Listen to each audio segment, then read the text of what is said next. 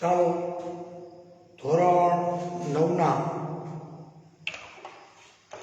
બધા જ વાલા વિદ્યાર્થી ભાઈ બહેનો જનતા વિદ્યાલય જાળિયાના અંગ્રેજીના વર્ચ્યુઅલ ક્લાસથી સ્વાગત છે. Welcome you all to this virtual English class from જનતા વિદ્યાલય જાળિયા. બધાને વિનંતી કે રોજે રોજ લેવાતા અલગ અલગ વિષયોના તાસ એના પીરિયડ્સ એને ઘરે બેસીને શાંતિથી લાઈવ જુઓ, અથવા મોબાઈલ સવારમાં અવેલેબલ ન હોય, પપ્પા બહાર ગયા હોય તો જ્યારે સમય મળે ત્યારે પપ્પા સાંજે ઘરે આવે ત્યારે પણ અવશ્ય જુઓ, જેથી કરીને અભ્યાસક્રમ કયા વિષયમાં શું ચાલે છે એનો તમને ખ્યાલ રહે.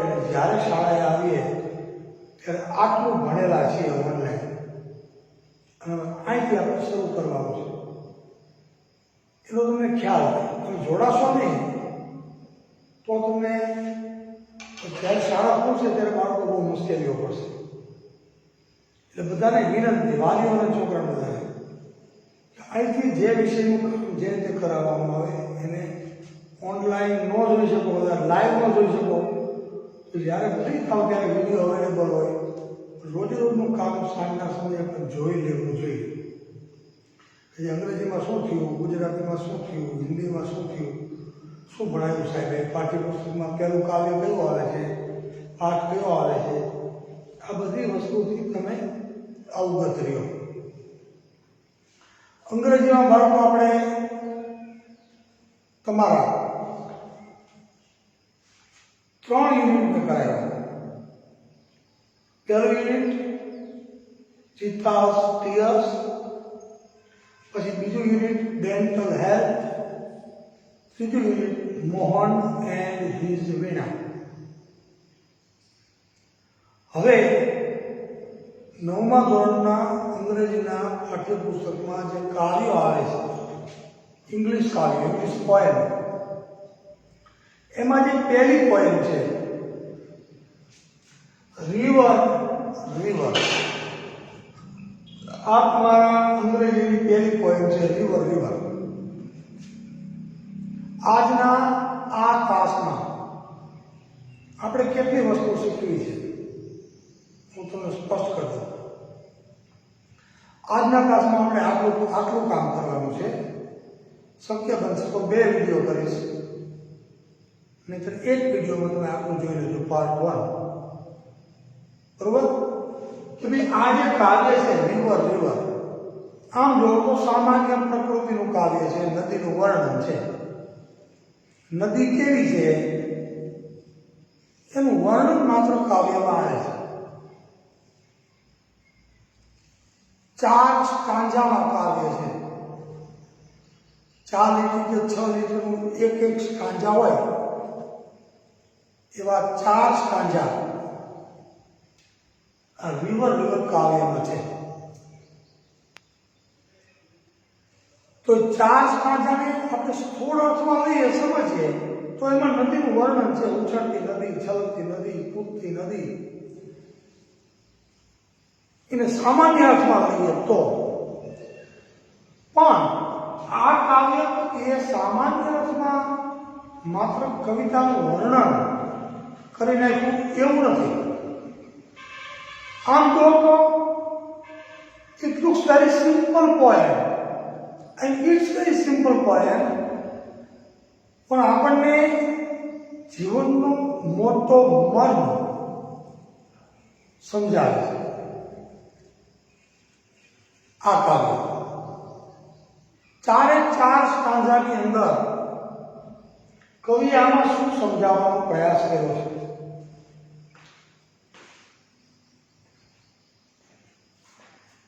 છે એ મારે તમને સમજાવવું છે આજના ક્લાસમાં.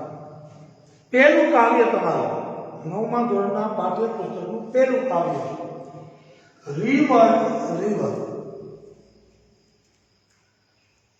એની અંદર 4 સ્ટાન્જા છે બાળકો.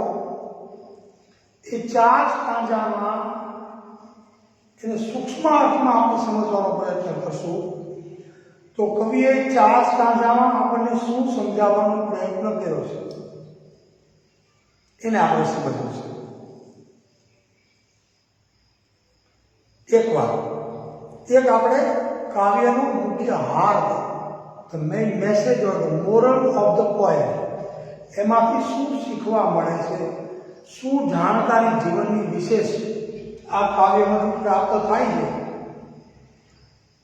We have to discuss about that in detail. હું તમને 4 વસ્તુ છે એ સમજાવું છું. બીજી વસ્તુ, બીજા ક્રમે કાવ્યના જે અઘરા શબ્દો છે, ગ્લોસરી જે છે એ અઘરા શબ્દો કરતો પછી બીજા ક્રમે આ પૂરું થાય પછી એના અઘરા શબ્દો નોંધાવી દઈશું, એની આપણે નોંધ કરી લઈશું. અને અઘરા શબ્દો નોંધાઈ જાય ત્યાર પછી કવિતાને કઈ રીતે ગાઈ શકાય, how can we sing this poem rhythmically, લયબદ્ધ, તાલબદ્ધ, એકલા અથવા તો કોરસમાં આ કાવ્યને ગાવું હોય અને કાવ્યનો રસાસ્વાદ માણવો હોય. ખરેખર હું એવું માનું છું વિદ્યાર્થીઓ, I am not talking about English only, in all the languages, in Gujarati language, in Hindi language, in Sanskrit language, and in English language. Singing of poem is very, very significant. When we sing poems together in the classroom, I will sing first and you all will follow me. First I will sing and all the students in front of me, they will join me. They will sing together in a loud voice. Then atmosphere of the class will change. એમ લાગે કે કવિતા ભણાવાય રહી છે. કવિતા ગાઈએ ને, કવિતા ગાવાથી વિદ્યાર્થીઓને તમને પણ મજા આવે, મને દોડાવવાની મજા આવે, અને ગાતા ગાતા ગાતા કવિતાના એક સ્ટાન્ઝાને સમજતા જઈએ તો એની મજા કંઈ જુદી હોય છે. આવું હું માનું છું. તો આ કવિતા અત્યારે તો તમે ઘરે છો, હું અહીંયા છું, આપણે ઓફલાઈન નથી, આપણે ઓનલાઈન ક્લાસ લઈ ગયો, તો ઘરે બેસીને તમે સાંભળી તો શકો કે કયા રાગમાં કઈ રીતે આ કાવ્યને આપણે ગાઈ શકીએ સમૂહમાં, એકદમ તાલબદ્ધ, લયબદ્ધ. કવિતા ગાઈએ ને તો કવિતા ગાવા માત્રથી અડધી સમજાઈ જાય. શું કામ? કે તમને રસ પડે. કવિતા ગાવાની બાળકોને મજા આવે છે, અમે જોયું છે. કવિતા વાંચીને પણ ભણાવી શકાય. અંગ્રેજીમાં આપણે કેવું હોય તો એનું રેસિટેશન પણ થાય. I can recite the poem and I can teach poem. પણ હું ગાઉં અને ભણાવું. હું ગાઉં પછી તમે ગાઓ, પછી એક સ્ટાન્ઝાને ગાતા ગાતા ગાતા સમજતા જઈએ તો આખી કવિતા વ્યવસ્થિત સમજાઈ જાય અને એની એક્સરસાઇઝ કે એમાં આવતી કોઈ પણ વસ્તુ આપણને સરળતાથી સમજાય. તો આપણે આજના ક્લાસમાં આ કરવું છે કે કવિતા ગાતા પણ શીખવી છે, અઘરા શબ્દો પણ નોંધી લેવા છે, અને આ કવિતા શું આપણને જીવનનો બોધ, જીવનનું નોલેજ આપે છે. સાદી કવિતાના માધ્યમથી, એક નદીના કવિતાના માધ્યમથી કવિ આપણને શું શીખવે છે, તો પહેલા એને સમજવાનો પ્રયત્ન કરીએ. Let's begin the poem. So બાળકો, અને અમે લખ્યું છે ડિફરન્ટ સ્ટેજીસ ઓફ લાઈફ. જિંદગીના અલગ અલગ તબક્કાઓ, જિંદગીના અલગ અલગ તબક્કાઓ આ કાવ્ય આપણને એકદમ સિમ્પલ મેનરમાં સમજાવે છે. નદીને માધ્યમ બનાવી, જો કવિએ માધ્યમ નદીને બનાવ્યું, નદીને માધ્યમ બનાવીને જીવનના અગત્યના 4 તબક્કાઓ, જીવનની અગત્યની 4 અવસ્થાઓ નદીના માધ્યમથી કવિએ બતાવવાનો પ્રયત્ન કર્યો છે. એને આપણે પહેલા સમજી લેવું છે. જીવનના કયા 4 તબક્કાઓ કવિ આપણને આમાં સમજાવ્યા છે. આ પહેલા કાવ્યમાં અંગ્રેજીમાં જો સૌથી પહેલા છે ચાઇલ્ડહુડ. આને આપણે ગુજરાતીમાં શું કહીએ? બચપણ. આપણું શૈશવ. ચાઇલ્ડ એટલે બાળક અને ચાઇલ્ડહુડ એટલે બચપણ, શૈશવ, જેમાંથી તમે અત્યારે પસાર થઈ ગયા છો. તમે અત્યારે બાળક છો. તો કવિએ જે પહેલું સ્ટાન્જા છે કાવ્યનું, પહેલું સ્ટાન્જા, એમાં નદીના માધ્યમથી શેનું વર્ણન કર્યું છે? તો કે ચાઇલ્ડ. તો જીવનના અલગ અલગ ડિફરન્ટ સ્ટેજીસ ઓફ લાઈફ, એમાં પહેલું માણસનો જન્મ થાય પછીનું પહેલું સ્ટેજ કયું, પહેલી અવસ્થા કઈ, પહેલો પડાવ કયો, પહેલો તબક્કો કયો? તો કે ચાઇલ્ડહુડ. દરેકના જીવનમાં આવે આ વસ્તુ, દરેકના જીવનમાં આવે. ચાઇલ્ડહુડ એટલે શૈશવ, બચપણ. તો કાવ્યના પહેલા સ્ટાન્જા દ્વારા કવિએ આપણને બચપણ તરફ ધ્યાન કર્યું છે. અવસ્થા નદીની બતાવી છે. એના દ્વારા માનવ જીવનના પહેલા તબક્કાનું વર્ણન આ કાવ્યના પહેલા સ્ટાન્જામાં છે. ચાઇલ્ડહુડ કેવી અવસ્થા છે એનું વર્ણન છે. બચપણ કેવી અવસ્થા છે? તો આપણે કહી શકીએ કે ચાઇલ્ડહુડ કેવી અવસ્થા છે? તો ચાઇલ્ડહુડ લાઈફ કેવી છે? તો that life is full of innocence and curiosity. આ બે શબ્દો બાળકો યાદ રાખવાના. ઇનોસન્સ એટલે નિર્દોષતા અને ક્યુરિયોસિટી એટલે જિજ્ઞાસા. કાંઈક નવું જાણવાની ઈચ્છા, કુતૂહલ. આપણી બાલ્યાવસ્થા જે છે, બચપણ છે, દરેક વ્યક્તિની બાલ્યાવસ્થા, દરેક વ્યક્તિનું બચપણ છે, એ કેવું હોય? શેનાથી ભરપૂર હોય? તો કે નિર્દોષતા અને જિજ્ઞાસા, કુતૂહલ. તમારામાં પણ આ પુષ્કળ છે. બાલ્યાવસ્થા એ કોરી ફાટી જેવી છે. કવિ એમ કહે છે કાવ્ય, જીવનની બાલ્યાવસ્થા નિર્દોષતાથી ભરેલી છે. કોરી પાટી, કોઈ કપટ ન હોય, સમજ ઓછી હોય, પણ નિર્દોષતા ભરપૂર હોય. એકદમ નિર્મળ મન હોય. પ્યોરિટી ઓફ માઇન્ડ એટલે મનની પવિત્રતા અઢળક હોય. કોઈ પણ વ્યક્તિ પ્રત્યે રાગ દ્વેષ ન હોય. સમાન ભાવે જોવાની વૃત્તિ હોય. પરમ નિર્દોષ અવસ્થા. એમ કહેવાય છે કે બાલ્યાવસ્થા એટલે બાળક એટલે ઈશ્વરનું સાક્ષાત સ્વરૂપ. Any child on this world, on this earth, એ સાક્ષાત ભગવાન છે, ગોડ છે. એટલું નિર્મળ જીવનની એકદમ નિર્મળ, નિર્દોષ, નિર્દમ અવસ્થા એટલે ચાઇલ્ડહુડ. માત્ર આનંદ કરે. જે આનંદ કરે, કેવો આનંદ કરે? તો નિર્દોષ, ઇનોસન્ટ જોય. કોઈ પ્રત્યે ઘૃણા નહીં, કોઈ ઈર્ષા નહીં. જેને આપણે ષડરિપુઓ કહી છે એમાંનું એક પણ નહીં.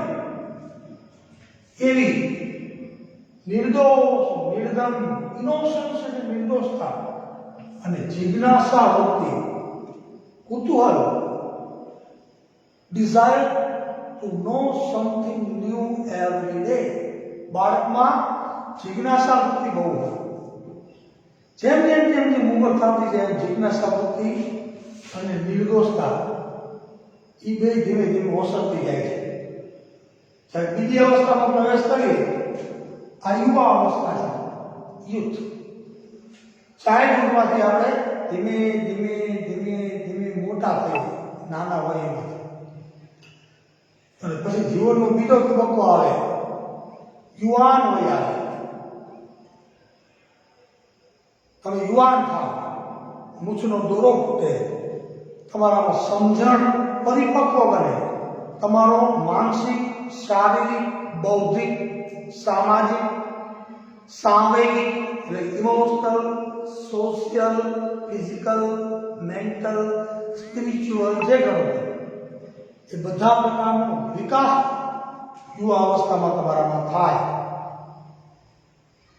તરુણાવસ્થા જેને કહેવાય, દરેક વસ્તુનો વિકાસ થાય. દરેક તબક્કે અલગ અલગ પ્રકારે તમે વિકસો, સમજણ પરિપક્વ થાય, અન્ડરસ્ટેન્ડિંગ આવે. શું આવે? અન્ડરસ્ટેન્ડિંગ આવે, એક્સાઇટમેન્ટ આવે. તો બરોબર સમજો, આ યુવા અવસ્થા ચાઇલ્ડહુડ પછીની અવસ્થા છે. આ અવસ્થા ક્યુરિયોસિટી અને ઇનોસન્સથી ભરેલી છે. નિર્દોષતા અને નિખાલસતા સાથે સાથે જિજ્ઞાસા વૃત્તિ. નવું નવું કંઈક જાણવાની તમને જિજ્ઞાસા આવે. કંઈક ન સમજાય તો મમ્મીને પૂછીએ, કંઈક ન સમજાય પપ્પા શું કહેવાય, અને આમ કેમ કરાય, ટીવી જોતા કંઈક ન સમજાય તો પૂછીએ, કંઈક વાંચતા હોય કંઈક ન સમજાય તો પૂછીએ, કાંઈ પણ વસ્તુ જોઈએ તો પૂછી પૂછી પૂછી પૂછી અને બાળક છે શીખે. કાંઈ પણ નવું હોય તો પૂછવાની ઈચ્છા થાય, એની જિજ્ઞાસા વૃત્તિ પ્રબળ હોય દરેક બાળકની.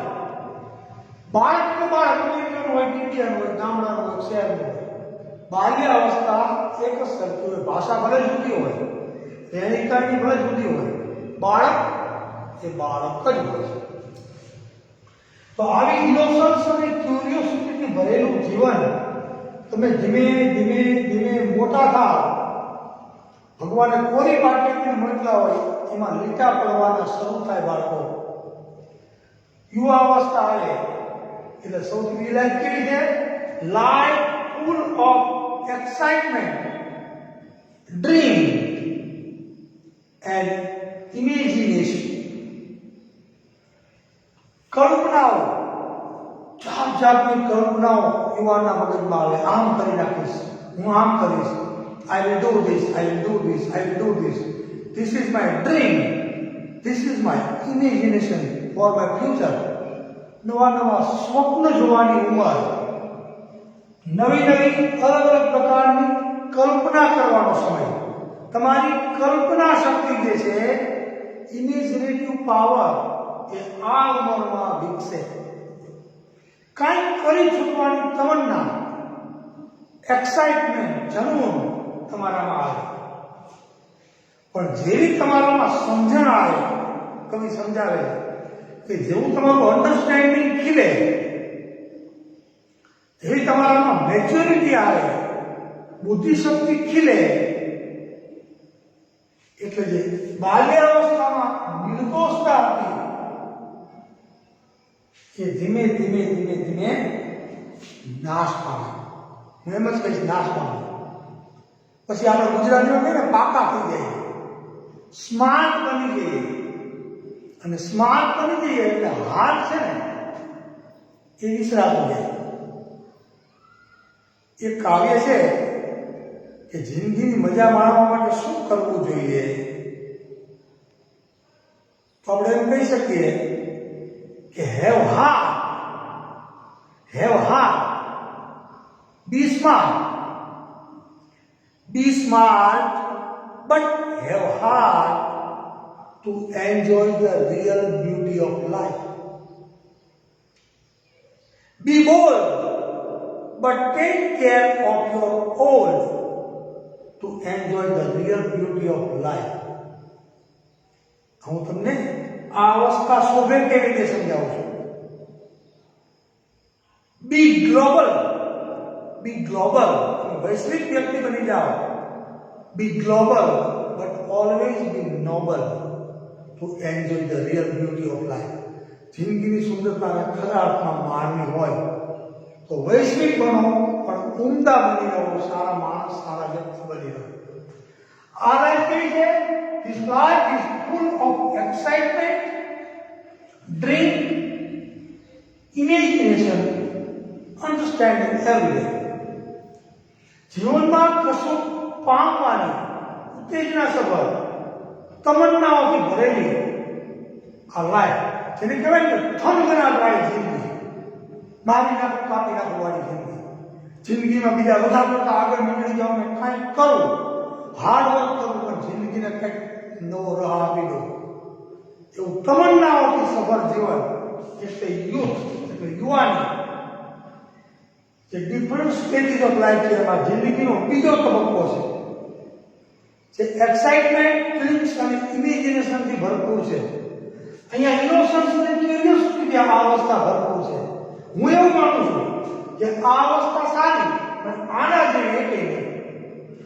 અને પછી આવે છે એડલ્ટ એજ, આવે છે આપણી, જેને આપણે ગુજરાતમાં પ્રૌઢાવસ્થા કહી શકીએ. 40-45 પછીનો તબક્કો શરૂ થાય. લગ્ન થઈ ગયા હોય, ઘરે બાળકો હોય, જવાબદારીઓ આવી ગઈ હોય, અહીંયા ન હોય કાંઈ.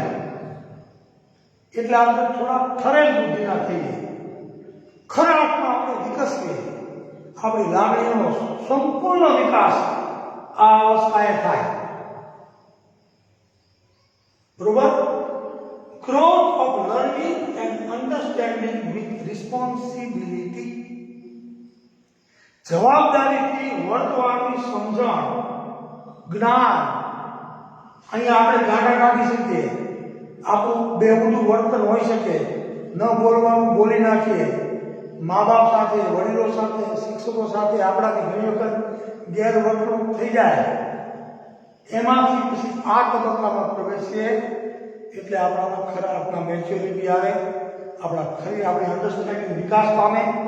Responsibility, growth of learning and understanding, સમજણ અને આપણું જ્ઞાન એ વિકસે.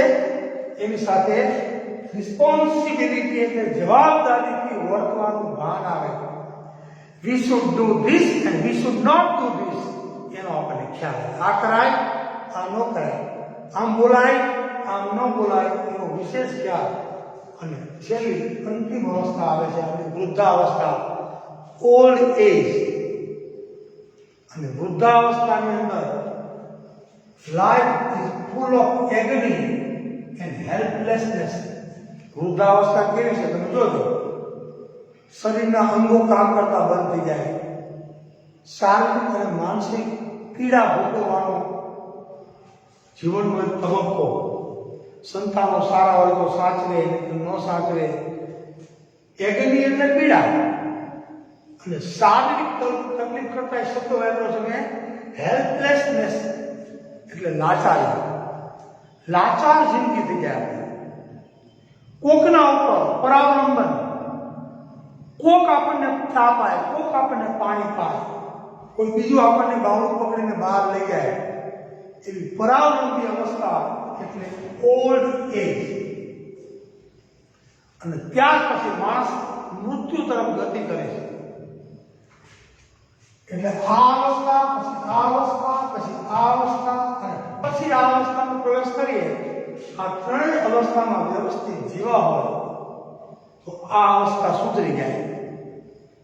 પણ આ અવસ્થા એ દુઃખદ હોય. મોટે ભાગે કોઈના નસીબમાં સારું શારીરિક અને માનસિક શાંતિવાળું જીવન હોય છે, અને ઘણા મોટે ભાગે આ અવસ્થામાં ઓલ્ડ એજમાં તકલીફ ભોગવતા હોય છે, શારીરિક, માનસિક, અલગ અલગ પ્રકારની પારિવારિક. આવું જીવન આ રીતે માણસનું જીવન અહીંથી શરૂ થાય છે, અહીંયા સમાપ્ત થાય છે. These are the different significant stages of human life. એ કવિએ આપણને નદીના માધ્યમથી શીખવાનો પ્રયત્ન કર્યો છે. નદીનું પણ આવું છે, કવિ એમ કહે છે. જ્યારે નદી જ્યાંથી બને છે, નદી જ્યાંથી શરૂ થાય છે, નીકળે છે, એ નદીની બાલ્યાવસ્થા છે. ત્યારે નદી કેવી હોય છે? પછી યુવાનીમાં પ્રવેશ કરે ત્યારે નદી કેવી હોય છે? પછી આ અવસ્થામાં પ્રવેશે એટલે એડલ્ટ એજમાં પ્રવેશે ત્યારે નદી કેવી હોય છે? અને ઓલ્ડ એજમાં પ્રવેશે એના અંતિમ તબક્કામાં જ્યારે સાગરને મળે છે, છેલ્લા તબક્કામાં નદી શું કરે? સાગરને મળે. એટલે આપણે જેમ આપણા શાસ્ત્રો કહે છે, આત્મા, આપણો આત્મા છે એ પરમાત્મામાં વિલીન થઈ જાય જ્યારે માણસનું મૃત્યુ થાય ત્યારે. માણસનો આત્મા છે, આત્મા શું છે? પરમાત્માથી જુદો પડેલો અંશ. એ ફરી પાછો દેહ પડી જાય, આત્મા નીકળી જાય અને આત્મા પાછું પરમાત્મામાં વિલીન થઈ જાય. આવું આપણે કહીએ છીએ, આપણા શાસ્ત્રો કહે છે.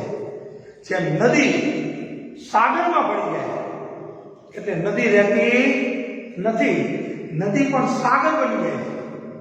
નદી પોતાનું સ્વતંત્ર અસ્તિત્વ ખોઈ બેસે છે. અને જેવી નદી સાગરને મળે, સાગર એટલે ઈશ્વર અને નદી એટલે જીવ.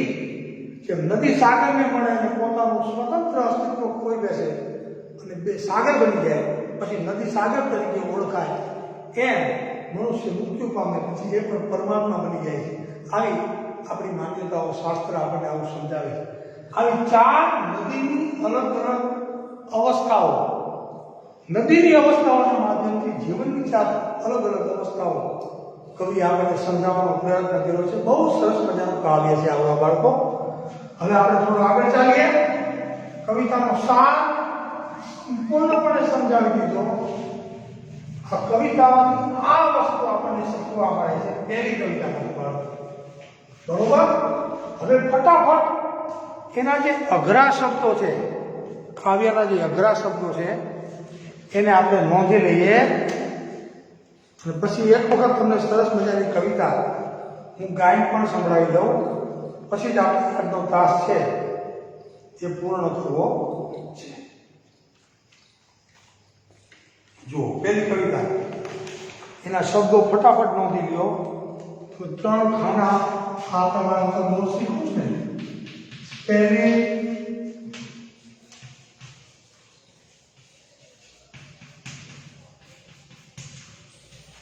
પ્રોનન્સિએશન અને મીનિંગ. આ પ્રમાણે 3 ખાના ગાળી દો અને કાવ્ય નીચે જે ગ્લોસરી આપ્યું ત્યાં શબ્દો આપ્યા છે. સ્પાર્કલ, પીપલ્સ,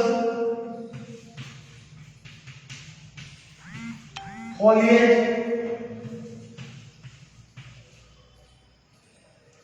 બ્રાઉલિંગ, લિપિંગ, impetuous,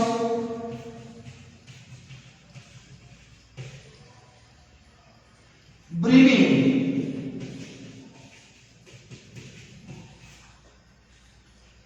અને છેલ્લો શબ્દ છે ટેન્ડિંગ. એ ટેન્ડિંગ લખી નાખજો. તો પહેલો શબ્દ લખો સ્પાર્કલ. અહીંયા ઉચ્ચારણ લખો સ્પાર્કલ, SPARKLE.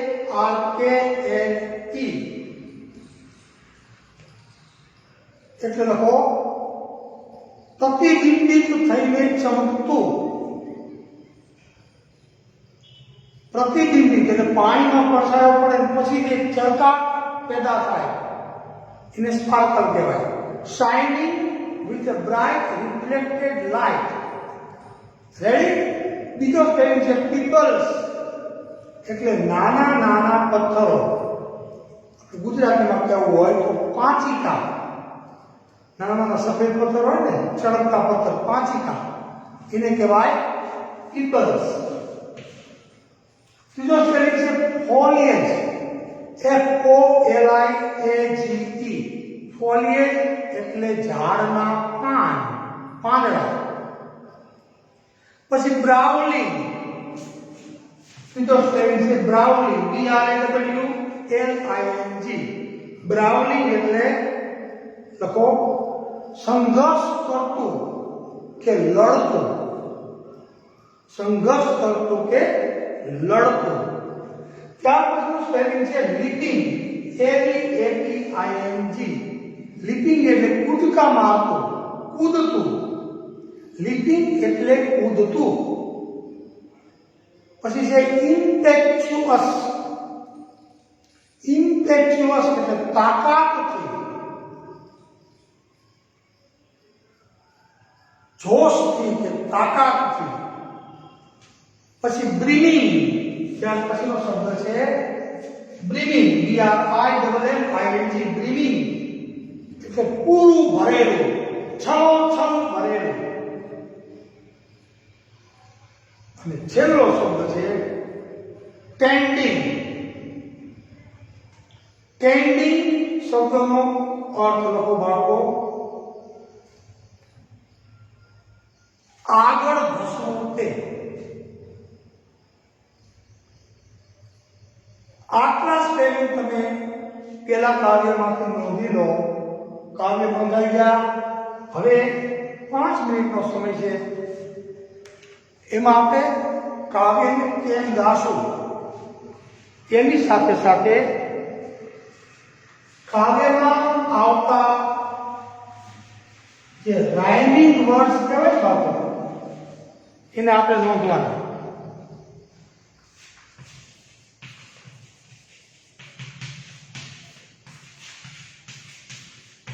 કયા સ્ટાન્ઝામાં કયા રાઇમિંગ વર્ડ્સ છે જેના અંત્યાનુપ્રાસ, છેલ્લા શબ્દના પ્રાસ મળતા હોય. તો કવિતા ગવાય કેમ, હું ટૂંકમાં તમને ગાઈને સંભળાવું છું.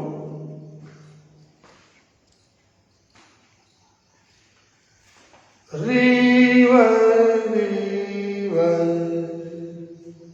સમૂહમાં તમે બેઠા હો, ઘરે મારી સાથે ગાજો.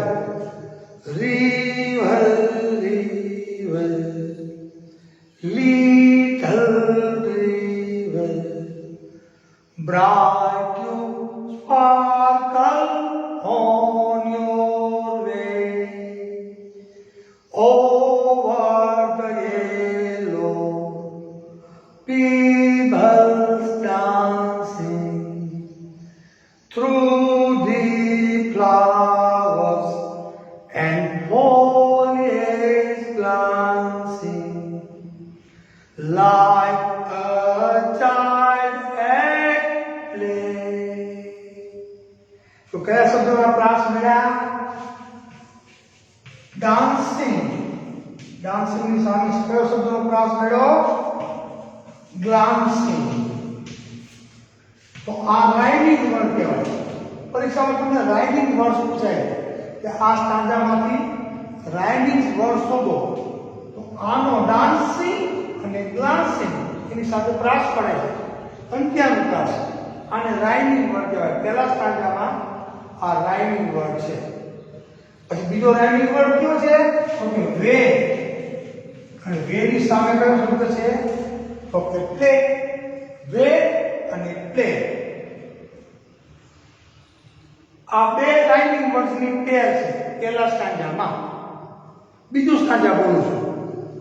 River, river, swelling river, on you rush through rough and smooth, louder, faster, browning, leaping, over rocks by rose banks sweeping, like impetuous youth. આમાં કયા કયા રાઇમિંગ વર્ડ છે? તો કે લીપિંગ, એક શબ્દ કયો છે? લીપિંગ. અને બીજો શબ્દ કયો છે એની સામે? તો કે સ્વીપિંગ. લીપિંગ અને સ્વીપિંગ એ રાઇમિંગ વર્ડ્સ છે, બરોબર. ત્યાર પછી સ્મૂથ અને યુથ.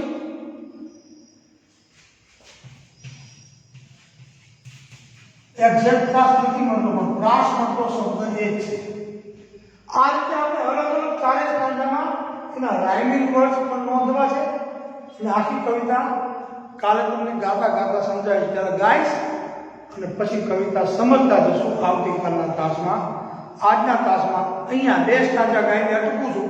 કાલે આખી કવિતા ગાઈશ અને સમજાવીશ, ત્યારે વિશેષ સમજશું. આશા રાખું કે તમને કવિતા ભણવી સમજવી, એનો સાર સમજવો ગમ્યો હશે. આવતીકાલે નવા ક્લાસમાં આ જ કાવ્ય સાથે પાર્ટ 2 માં ફરી મળીશું. ત્યાં સુધી નવીનભાઈને નમસ્કાર. આવજો બેટા બધા.